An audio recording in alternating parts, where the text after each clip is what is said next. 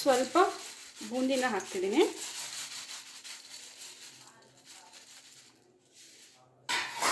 Super ಆಗಿರೋ ಅಂಥ ಬಿಸಿ ಬೇಳೆ ಬಾತ್ ರೆಡಿ.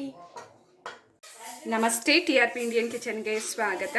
ಇವತ್ತು ನನ್ನ ಒಬ್ಬ ಸಬ್ಸ್ಕ್ರೈಬರು ಇದು ಬಿಸಿಬೇಳೆ ಬಾತ್ ರೆಸಿಪಿನ ಹಾಕಿ ಅಂತ ಹೇಳಿ ಕೇಳ್ತಿದ್ರು. ಅವರಿಗೋಸ್ಕರ ನಾನಿವತ್ತು ಬಿಸಿಬೇಳೆ ಬಾತ್ ರೆಸಿಪಿ ತುಂಬಾ ಸಿಂಪಲ್ಲಾಗಿ ಬೇಗ ಆಗೋ ಅಂಥ ರೆಸಿಪಿನ ನಾನು ತಿಳಿಸ್ಕೊಡ್ತಿದ್ದೀನಿ.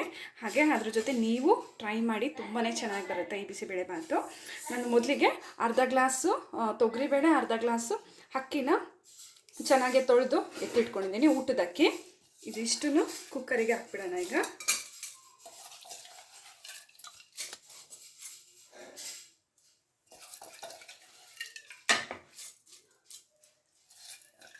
ಅಕ್ಕಿ ಬೇಳೆ ಸರಿ ಪ್ರಮಾಣದಲ್ಲಿ ಹಾಕಿದಾಗ ರುಚಿ ಚೆನ್ನಾಗಿ ಬರುತ್ತೆ. ಹಾಗಾಗಿ ಅರ್ಧ ಗ್ಲಾಸು ತೊಗರಿಬೇಳೆ, ಒಂದು ಅರ್ಧ ಗ್ಲಾಸು ಅಕ್ಕಿನ ಹಾಕ್ತಿದ್ದೀನಿ.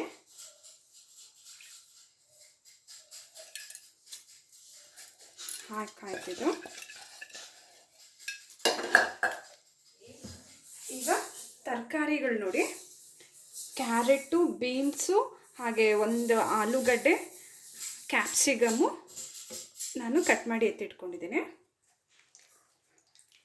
ಇದಿಷ್ಟನ್ನು ಹಾಕ್ಬಿಡೋಣ. ಒಂದು ಕ್ಯಾರೆಟು, ಹಾಗೆ ಒಂದು 5-6 ಬೀನ್ಸು, ಒಂದು ಚಿಕ್ಕ ಆಲೂಗಡ್ಡೆ, ಅದಕ್ಕೆ ದೊಡ್ಡದು ಇದು ಕ್ಯಾಪ್ಸಿಕಮ್ ಇದೆಯಲ್ಲ, ಅದರಲ್ಲಿ ಅರ್ಧ ಭಾಗ ಕ್ಯಾಪ್ಸಿಕಮ್ ಅಷ್ಟೇ ನಾನು ಕಟ್ ಮಾಡ್ಕೊಂಡಿರೋದು. ತುಂಬಾ ತರಕಾರಿ ಹಾಕಿದ್ರೆ ಅಷ್ಟು ಚೆನ್ನಾಗಿರಲ್ಲ, ಸ್ವಲ್ಪ ಹಾಕಿದ್ದೀನಿ. ಹಾಗೆ ಬಟಾಣಿ ಬೇಕಿದ್ರೆ ಬಟಾಣಿ ಹಾಕ್ಬೋದು ನೀವು, ಅವರೆಕಾಯಿ ಬೇಕಿದ್ರೆ ಅವರೆಕಾಯಿ ಹಾಕ್ಬೋದು, ಆಯಿತಾ. ಸೊ ಇಷ್ಟು ತರಕಾರಿನ ಹಾಕ್ಕೊಂಡಿದ್ದೀನಿ. ನಾನು ಬಟಾಣಿ ಹಾಕ್ತಿಲ್ಲ, ಬರೀ ಇಷ್ಟೇ ಹಾಕಿರೋದು. ಹಾಗೆ ಒಂದು ಈರುಳ್ಳಿ, ಹಾಗೆ ಒಂದು ಟೊಮೆಟೊ, ಇಷ್ಟು ಕಟ್ ಮಾಡಿ ಹಾಕ್ಕೊಂಡಿದ್ದೀನಿ.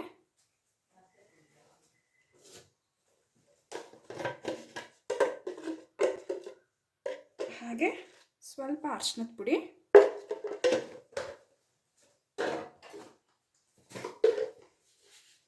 ರುಚಿಗೆ ತಕ್ಕಷ್ಟು ಉಪ್ಪು.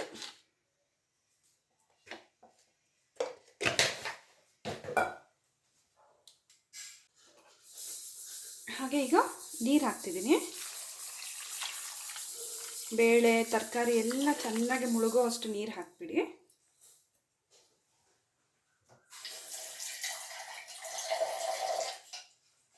ಹಾಗೆ ಕುಕ್ಕರ್ನಲ್ಲಿ ತುಂಬಾ ನೀರು ಹಾಕಿ ಕೂಗ್ಸೋಕ್ಕಾಗಲ್ಲ, ಯಾಕಂದರೆ ಹೊರಗಡೆ ನೀರೆಲ್ಲ ಮಸಾಲೆ ಎಲ್ಲ ಹೊರಗಡೆ ಬಂದುಬಿಡುತ್ತೆ, ತರಕಾರಿ ನೀರೆಲ್ಲ. ಹಾಗಾಗಿ ಎಷ್ಟು ಬೇಕೋ ಅಷ್ಟು ನೀರು ಹಾಕ್ಕೊಡಿ, ಮತ್ತೆ ಆಮೇಲೆ ನಾವು ನೀರು ಹಾಕ್ಬೋದು.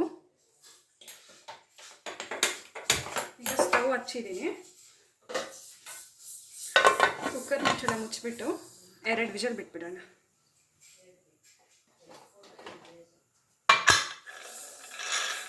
ಬಿಸಿಬೇಳೆ ಬಾತ್ ಪೌಡ್ರು ನಾನು ಮನೆಯಲ್ಲೇ ಮಾಡಿ ಹಾಕ್ಕೊತಿದ್ದೇನೆ. ಬೇಕಿದ್ರೆ ನೀವು ಅಂಗಡಿನ ಪೌಡ್ರನ್ನು ಹಾಕೋಬೋದು. ಖಾರಕ್ಕೆ ಎಷ್ಟು ಬೇಕೋ ಅಷ್ಟು ಮೆಣಸಿನ್ಕಾಯಿ, ಒಂದು ಚಿಕ್ಕ ಪೀಸು ಕೊಬ್ಬರಿ, ಇದನ್ನ ತುರ್ಕೊಂಬಿಡೋಣ. ಸ್ವಲ್ಪ ಜೀರಿಗೆ, ಹಾಗೆ ಕಡಲೆಬೇಳೆ, ಉದ್ದಿನಬೇಳೆ, ಹಾಗೆ ಧನಿಯಾ ಕಾಳು, ಸ್ವಲ್ಪ ಜೀರಿಗೆ, ಓಕೆನಾ. ಇದು ಬ್ಯಾಡಗೆ ಮೆಣಸಿನ್ಕಾಯಿ ಹಾಕ್ಕೋಬೋದು ಇದ್ರ ಬದಲಿಗೆ, ಈ ಮೆಣಸಿನ್ಕಾಯಿ ಬದಲಿಗೆ. ನಾನು ಖಾರ ಒಂದು ಸ್ವಲ್ಪ ಜಾಸ್ತಿ ಸಮ ಖಾರ ಇರಲಿ ಅಂತ ಹೇಳಿಬಿಟ್ಟು ಬ್ಯಾಡಗೆ ಮೆಣಸಿನ್ಕಾಯಿ ಬದಲು ಇದೇ ಮೆಣಸಿನ್ಕಾಯಿ ಕಲರು ಒಂದು ಸ್ವಲ್ಪ ಕೊಡುತ್ತೆ, ಹಾಗೆ ಖಾರನೂ ಕೊಡುತ್ತೆ ಅಂತ ಹೇಳಿ ಈ ಮೆಣಸಿನ್ಕಾಯಿ ಹಾಕ್ಕೊತಿದ್ದೀನಿ, ಓಕೆನಾ. ಬೇಕಿದ್ರೆ ಇದಕ್ಕೆ ನೀವು ಚಕ್ಕೆ, ಲವಂಗ, ಹಾಗೆ ಏಲಕ್ಕಿನ ಹಾಕ್ಬೋದು. ನನಗೆ ಆ ಮಸಾಲೆಯದ್ದು ಘಮ ಬೇಡ ಅಂತ ಹೇಳಿ ಇಷ್ಟೇ ಸಾಕಂತ ಹೇಳಿ ಮಾಡ್ಕೊತಿದ್ದೀನಿ. ಟೇಸ್ಟು ತುಂಬಾ ಚೆನ್ನಾಗಿರುತ್ತೆ, ಓಕೆನಾ. ಇದಿಷ್ಟನ್ನು ನಾವೇನು ಮಾಡೋಣ ಅಂದರೆ ಹುರ್ಕೊಂಬಿಡೋಣ. ಈಗ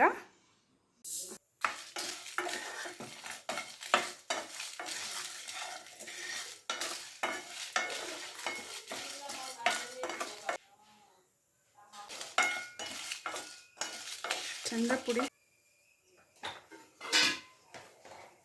1 ಸ್ಪೂನ್ ಆಗೋಷ್ಟು ಎಣ್ಣೆ ಹಾಕೋಣ. 1ರಿಂದ ಒಂದು ಅರ್ಧ ಸ್ಪೂನ್ ಸಾಕು.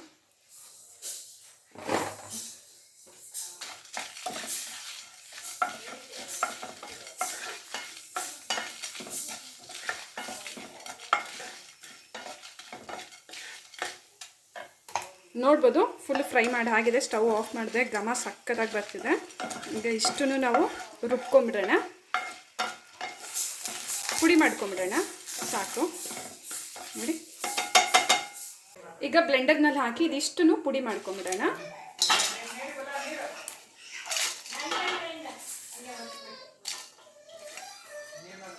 ಇದಿಷ್ಟು ಪುಡಿ ಮಾಡೋಣ. ಈಗ ಕುಕ್ಕರ್ ವಿಷಲ್ ಹೋಗಿದೆ 2. ಈಗ ಓಪನ್ ಮಾಡ್ತಿದ್ದೀನಿ. ನೋಡ್ಬೋದು ಚೆನ್ನಾಗಿ ಬೆಂದಿದೆ.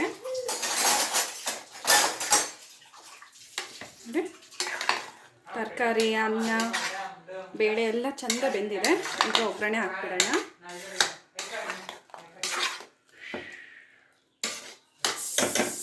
ಬಾಣಲೆ ಇಟ್ಟಿದ್ದೀನಿ ಒಗ್ಗರಣೆಗೆ. ಎಣ್ಣೆ ಹಾಕ್ಬಿಡೋಣ. ಈಗ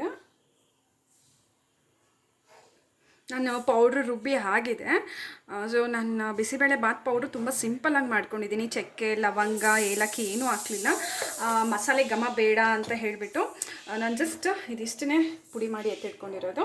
ಬೇಕಿದ್ರೆ ನೀವು ಚಕ್ಕೆ, ಲವಂಗ, ಏಲಕ್ಕಿ ಘಮನ ಕೊಡ್ಬೋದು. ಓಕೆನಾ. ಈಗ ಎಣ್ಣೆ ಬಿಸಿ ಆಗ್ತಿದೆ. ಈಗ ಮೆಣಸಿನ್ಕಾಯಿ ಹಾಕ್ತಿದ್ದೀನಿ.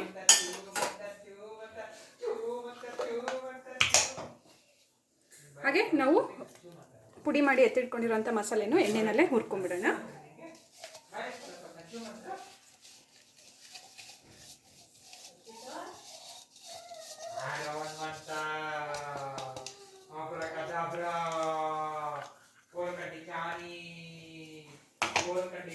ಹಾಗಿದೆ ಇದು. ಈಗ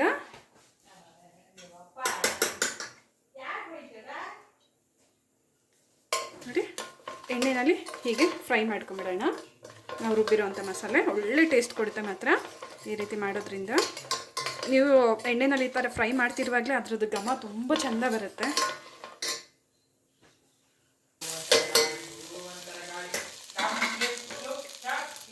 ಈಗ ನಾವು ಬೇಯಿಸಿ ಎತ್ತಿಟ್ಕೊಂಡಿರೋಂಥ ಅನ್ನನ ಇದರಲ್ಲಿ ಹಾಕ್ತಿದ್ದೀನಿ.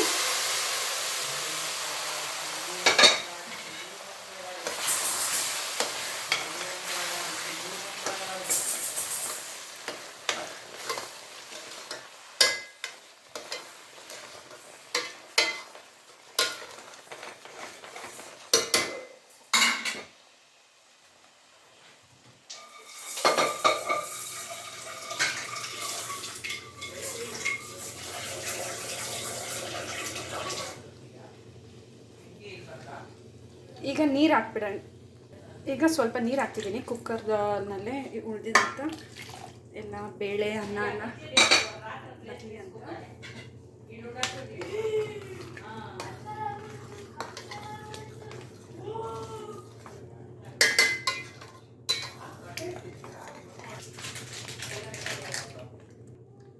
ಚೆನ್ನಾಗೆ ಮಿಕ್ಸ್ ಮಾಡ್ತಾ ಇದ್ದೀನಿ. ನೋಡಿ ಒಳ್ಳೆ ಕಲರ್ ಬರ್ತಿದೆ. ಸೊ ಬಾಡಿಗೆ ಮೆಣಸಿನ್ಕಾಯಿ ಹಾಕಿದರೆ ಇನ್ನೂ ಕಲರ್ ಆಗಿರೋದು. ನಾನು ಬಾಡಿಗೆ ಮೆಣಸಿನ್ಕಾಯಿ ಹಾಕಲಿಲ್ಲ, ಮಾಮೂಲಿ ಖಾರದ ಮೆಣಸಿನ್ಕಾಯಿನೇ ಹಾಕಿದೆ ಸಾಕಂತ ಹೇಳಿ. ಸ್ವಲ್ಪ ಹುಣಸೆಹಣ್ಣು ಎತ್ಕೊಂಡಿದ್ದೀನಿ ನೋಡಿ. ಹುಣಸೆಹಣ್ಣು ನೀರು ಹಾಕಿದ್ರೆ ಹುಳಿ ಚೆನ್ನಾಗಿರುತ್ತೆ. ಅಯ್ಯೋ ಎಲ್ಲೋ ಬಿತ್ತಲ್ಲ ಹುಣಸೆಹಣ್ಣು.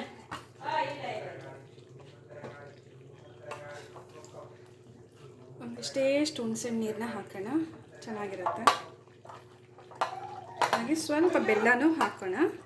ಹುಳಿ ಹಾಗೆ ಒಂಥರ ಸ್ವೀಟ್ನೆಸ್ ಕೊಡುತ್ತೆ ಹುಳಿ ಬೆಲ್ಲ.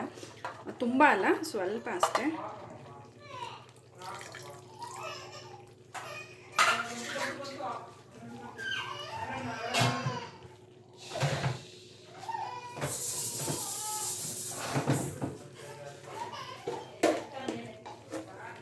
ಹಾಗೆ ಪುಡಿ ಬೆಲ್ಲ 1 ಸ್ಪೂನ್ ಹಾಕ್ತಿದ್ದೀನಿ.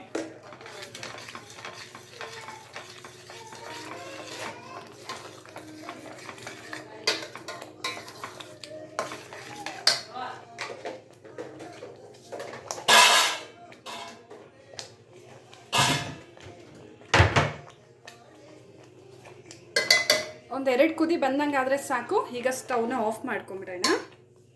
ತುಂಬ ಕುದಿಯೋದು ಬೇಡ, ತುಂಬ ತಡ ಹಿಡಿದ್ಬಿಡುತ್ತೆ. ಹಾಗಾಗಿ ಬಿಸಿ ಆದರೆ ಸಾಕು. ಯಾಕಂದರೆ ಮಸಾಲೆ ಎಲ್ಲ ನಾವು ಎಣ್ಣೆನಲ್ಲೇ ಹುರಿದಿರ್ತೀವಿ, ಹಾಗಾಗಿ ಇನ್ನೇನು ಬೇಕಾಗಿಲ್ಲ. ನೋಡಿ ಕುದಿಯೋಕ್ಕೆ ಶುರು ಆಗ್ತಿದೆಯಲ್ಲ. ಈಗ ಸ್ಟವ್ ಆಫ್ ಮಾಡ್ತೀನಿ. ನೋಡಿ ಇಷ್ಟು ತೆಳು ಮಾಡಿದ್ದೀನಿ. ನಿಮಗೆ ಇನ್ನೂ ತೆಳು ಬೇಕಂದ್ರೆ ಇನ್ನೊಂದು ಸ್ವಲ್ಪ ನೀರು ಹಾಕ್ಕೋಬೋದು. ನೋಡಿದ್ರಲ್ಲ ನಾನು ಇವತ್ತಿನ ಬಿಸಿಬೇಳೆ ಬಾತ್ ರೆಸಿಪಿನ. ಸೊ ನೀವು ಟ್ರೈ ಮಾಡಿ ಹೇಗೆ ಬಂತಂತ ಹೇಳಿ ಕಮೆಂಟ್ ಮಾಡೋದನ್ನ ಮರಿಬೇಡಿ. ಇನ್ನು ಹೊಸ ಹೊಸ ಈಸಿ ರೆಸಿಪೀಸ್ಗಾಗಿ ಈಗಲೇ ಚಾನಲ್ನ ಸಬ್ಸ್ಕ್ರೈಬ್ ಮಾಡ್ಕೊಬಿಡಿ. ಈ ಬಿಸಿಬೇಳೆ ಬಾತ್ ಜೊತೆಗೆ ಒಂದು ಸ್ವಲ್ಪ ಖಾರ ಬುಂದಿನ ಹಾಕ್ಕೊತೀನಿ, ಸೂಪರಾಗಿರುತ್ತೆ ಮಾತ್ರ. ಓಕೆನಾ. ಥ್ಯಾಂಕ್ ಯು, ಬಾಯ್. ಈಗ ಬಿಸಿಬೇಳೆ ಬಾತ್ನ ಪ್ಲೇಟಿಗೆ ಹಾಕ್ಕೊಬಿಡೋಣ.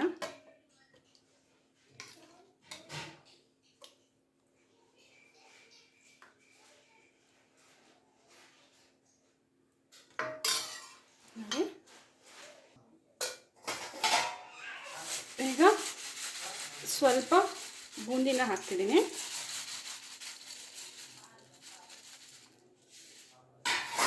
ಸೂಪರ್ ಆಗಿರೋ ಅಂಥ ಬಿಸಿ ಬೇಳೆ ಬಾತ್ ರೆಡಿ.